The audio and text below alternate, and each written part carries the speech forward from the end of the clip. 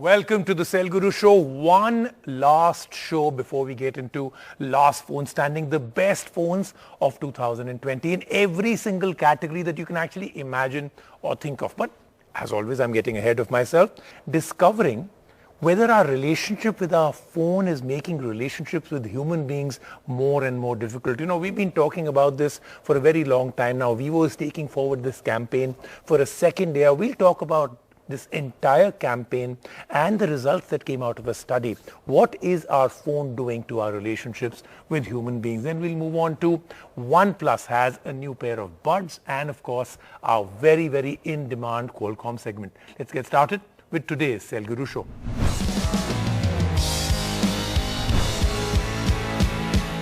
It's the end of the year and you know what that means. It's time to crown the last phone standing. The best of the best that managed to stand out on the merits of performance, value, imaging, design and all the qualities that make a smartphone unique. Next week we have two shows coming up. Two shows where we and the jury of some of the most prominent tech journalists and YouTubers battle it out to settle the question. Which was the best phone under 30,000 rupees and which was the best premium phone launch of 2020? The contenders for the best under 30,000 rupees list include some of the most popular devices this year.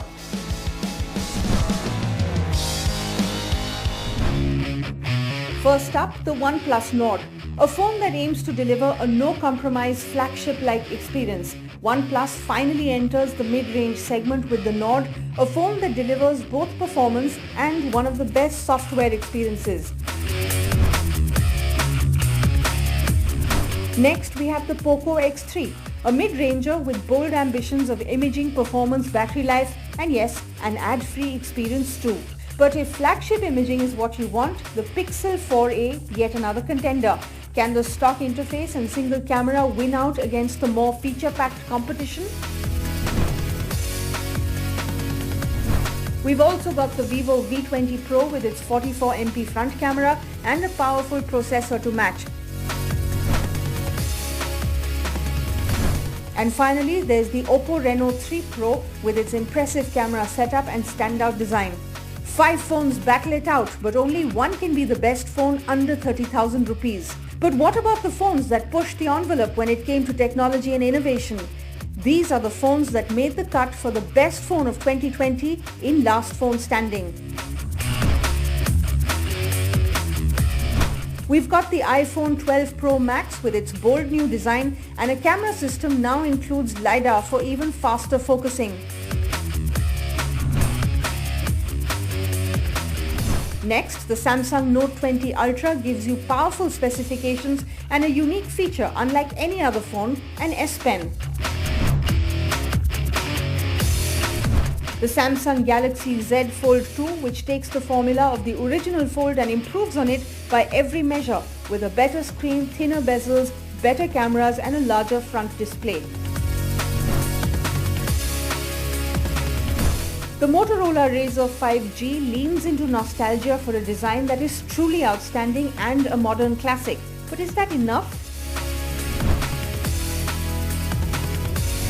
Next up, the OnePlus 8 Pro, a phone that gives you the best of specifications, a clean software experience at a price that just can't be beaten.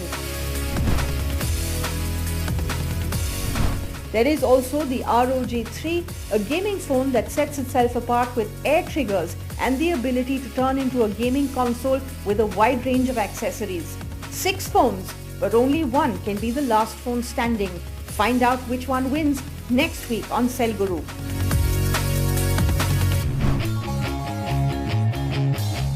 Now let's move to our Qualcomm segment, which is all to do with the 888, their new processor, the processor that may well change the game for all of us.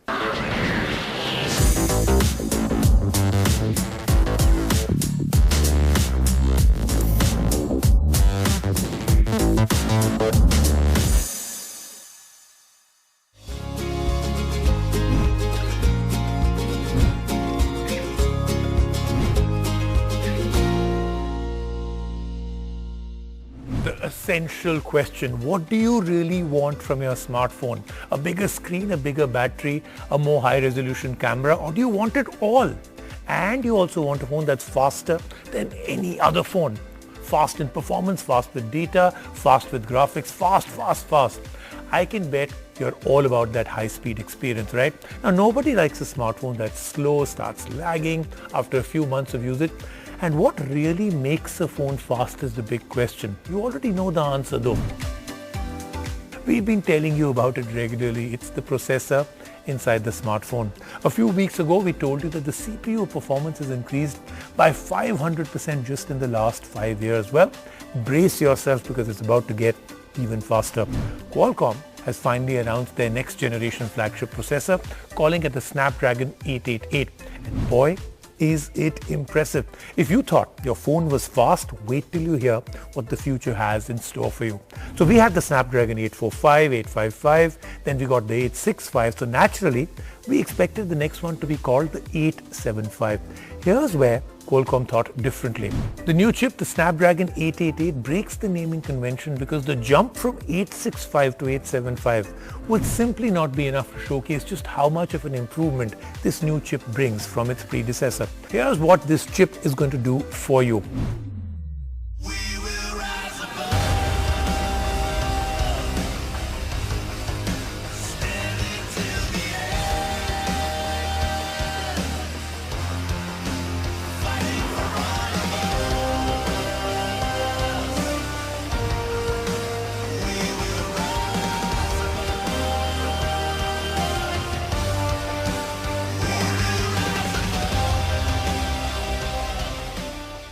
The 888 is a major upgrade in every respect.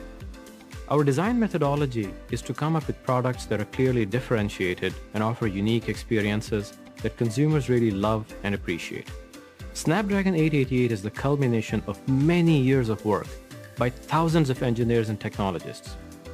As the product lead for Snapdragon Technologies, I am very excited to share with you all the details about our next generation premium tier platform. Now we all know 5G is just around the horizon, so not a surprise that the new Snapdragon 888 comes with a 5G modem. What's impressive is that the modem is actually inside the chip. Yes, 5G modem will not take an additional space inside the smartphone and could actually result in phones having a smaller footprint or giving way to a bigger battery or maybe to a better camera.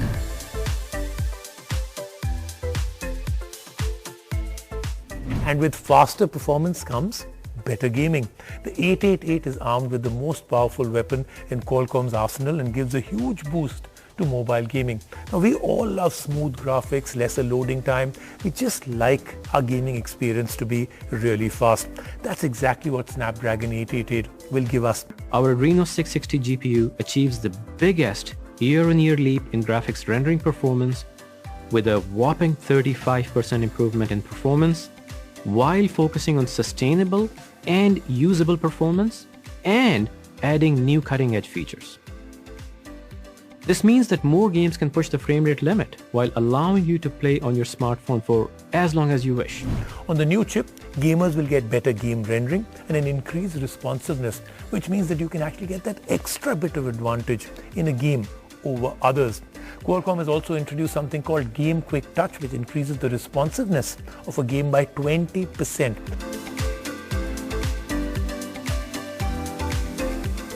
Now this means that the game you're playing will register your touch quicker and you can perform even better with your favorite battles. Every mobile game can benefit from this new feature. From taking that racetrack corner a little tighter in Asphalt 9 or going for that final kill in Fortnite. Snapdragon 888 with Game Quick Touch will increase the speed from touch to display up to 20%. Even a game with a blistering frame rate of 120 FPS will see an improvement in touch response times.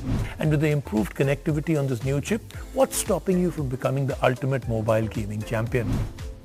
Now, there are some huge improvements in the AI field as well, as the processor has been designed to improve AI performance on smartphones. They call it the AI engine inside the Hexagon 780 processor that ultimately results in lightning fast connectivity, elite gaming, and an even greater support for voice assistants. AI is one technology that has outpaced all others in terms of processing demands. Because of this, we have completely redefined our Qualcomm Hexagon 780 processor. we had to rethink the way AI workloads can achieve higher performance without sacrificing power. The different AI accelerators that are built into Hexagon, the scalar, the vector and tensor accelerators, they are all now fused together such that they work together as one unit. On top of that, we added a layer of shared memory around these accelerators that is 16 times the size in previous products. The added memory also allows many neural networks to run inside Hexagon without tapping into external memory. This reduces the response times to nanoseconds and increases performance per watt by more than 3 times compared to the previous year. This is what allows new AI use cases to run on device, which were not possible in the past. Now, my favorite area of improvement has to be in the optics, the camera, the part that we use the most.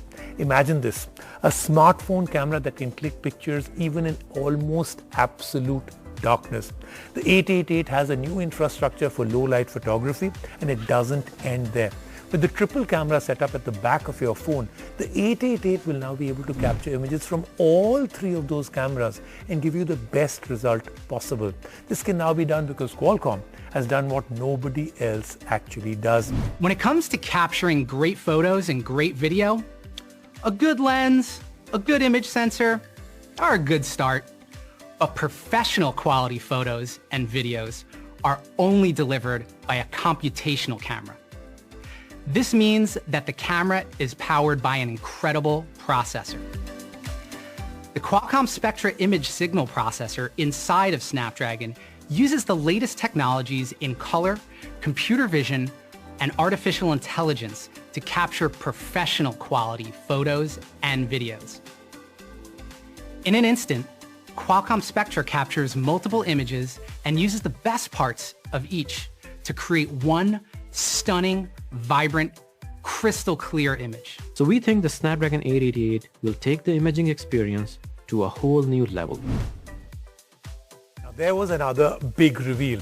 Qualcomm also announced their upcoming Snapdragon Sound platform coming in 2021. Snapdragon Sound is Qualcomm's way of showcasing how sound should actually sound. With Snapdragon Sound, you will now get even clearer audio from smartphones, whether you're using the speakers or using Qualcomm's enabled TWS earphones. And with Fast Connect, you're all set to enjoy crisp and reliable audio on your smartphone.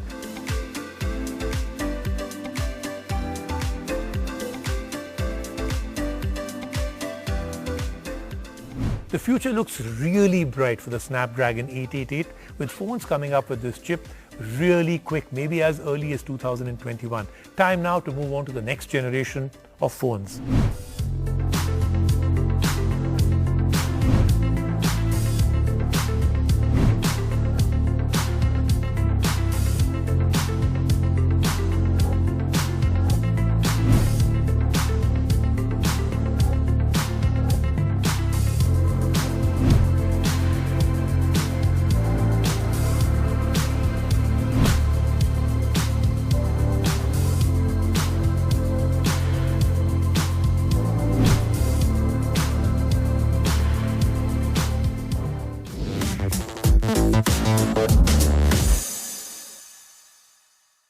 We spoke about this last year. A lot of you actually did say that you completely and absolutely agree, and many of you woke up to these amazing facts and data that our relationship, our deep embedded relationship with our phone is completely and totally spoiling. And if not spoiling, dramatically changing the way we actually have a relationship with other human beings. Your own family, your own friends, people that are in your house, outside your house.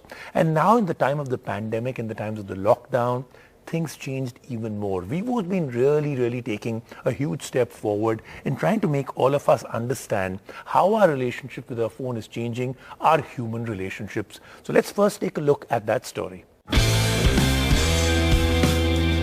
With smartphones at the center of our connected lives, their impact on our social interactions, activities, behavior, and everyday connections cannot be overstated.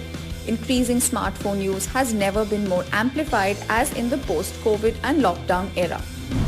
A new study published by Vivo titled Smartphones and Their Impact on Human Relationships 2020 quantifies this data and gives us better insights into how increased smartphone usage is triggering addiction among users. Some of the key highlights from the report suggest that smartphone usage has gone up by at least 25% in the post-COVID era, with 84% users checking their phones within 15 minutes of waking up. Additionally, 89% of users agree that smartphone dependence is having an impact on the quality of time they spend with family. The study commissioned by Vivo and conducted by Cyber Media Research further suggests that over 70% of users feel that smartphone usage is having an adverse impact on their mental and physical health. This is further corroborated by evidence suggesting that users feel moody and irritable without access to their smartphones. In fact, 74% of users admitted to feeling isolated without access to their phones. While smartphones have been the key lifeline to keeping friends and family connected during lockdowns, this increased dependence shows clear signs of addictive behavior. Of the 2,000 people interviewed for the report, 73% agreed that they would feel much happier if they could choose to switch off their phone periodically. A sharp contrast over the 57% who agreed to the same last year. So if you are getting the feeling that your smartphone is taking over your life, using tools like digital well-being would be a good way to start tracking your usage patterns. And now let's talk to Nipun Maurya, of course, the man behind all of this with Vivo. Nipun, thank you so much. Thank you, Rajiv. Thank you so much for having me on this show. You did this last year and congratulations. You're carrying this forward. A phone company that actually is making people aware that you shouldn't be spending so much of unhealthy time on your phone. So great initiative. But first, I must start by congratulating you. 6 years completed here in India. As far as the Vivo in India is concerned, it's been a great journey for us. 6 years and we still believe we've only just begun. So Nipun, the first question to do with this entire study that you did and such startling facts that came out of this study, we just presented some of that data to all our audience. How did you come up with this idea? Kind of difficult to understand why a phone company would want to tell people not to really use their phones as much as we all are. Interesting question, Rajiv.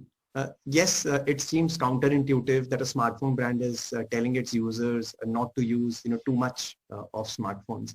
See, the reason for that is we believe, we at Vivo, yes, we are in the business of smartphones, but there is a larger brand purpose why Vivo exists. And this larger brand purpose is to spread joy, amongst all the key stakeholders that we have.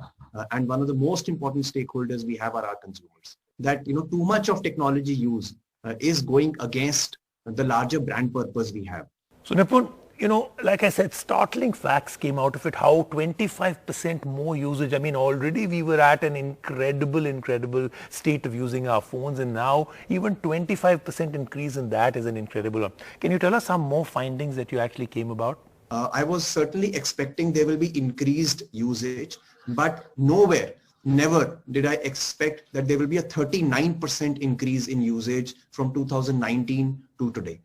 And that's what we've seen. From nearly 5 hours daily usage of smartphones in 2019, we are now looking at a nearly 7 hours of phone usage daily. As people wake up, in the first 15 minutes last year, around 52% people used to check their phone within the first 15 minutes of waking up. This number has now increased to 88%.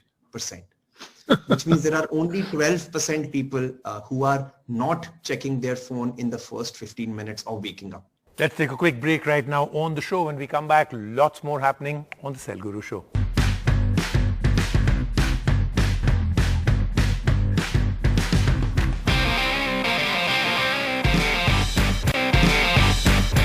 And to round things off, we have a new OnePlus Buds Z. We have the white version, does come in many other colors, but it's interesting once again that this category, so much on fire, is starting to get some great products. How well does this live up to the rest of them? There's no dearth of true wireless earphones in the market, from entry-level budget options to high-end ones. So when OnePlus announced its second foray into the true wireless segment, we were reasonably skeptical.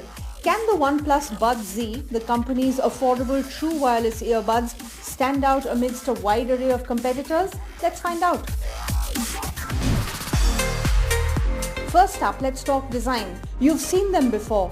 OnePlus is playing it safe here, and the earphones look fairly similar to the earbud and stem style popularized by the Apple AirPods. However, compared to the high-end OnePlus Buds, this time around, the earphones are of the in-ear variety.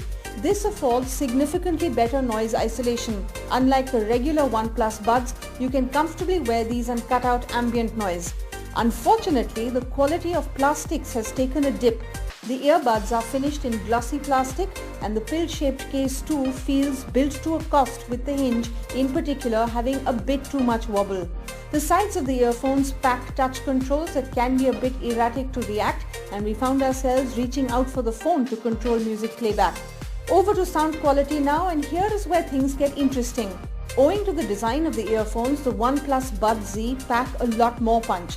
The sound quality is delightful with a fair amount of detail. The audio sounds warm with a good amount of bass that never gets overwhelming. On OnePlus phones, you even get Dolby Atmos support. Additionally, if you plan to make a lot of phone calls, the microphone quality will impress you. Overall, battery life on the OnePlus Buds Z isn't as good as the Buds. However, we were still able to get around 4 hours of use from the earphones. Combined with the case, you can get almost 17 hours of use out of the OnePlus Buds Z. The OnePlus Buds Z make the right compromises to hit a lower price point. While the build quality is not as good, the earphones deliver where it matters, and that is sound quality. Priced at 2,999 rupees, the OnePlus Buds Z are the true wireless earphones to get if you are on a budget. That then was the Cell Guru show for this week, but do remember, I cannot make it more dramatic. I cannot even make my voice more melodramatic. Next week, last phone standing. Do join me.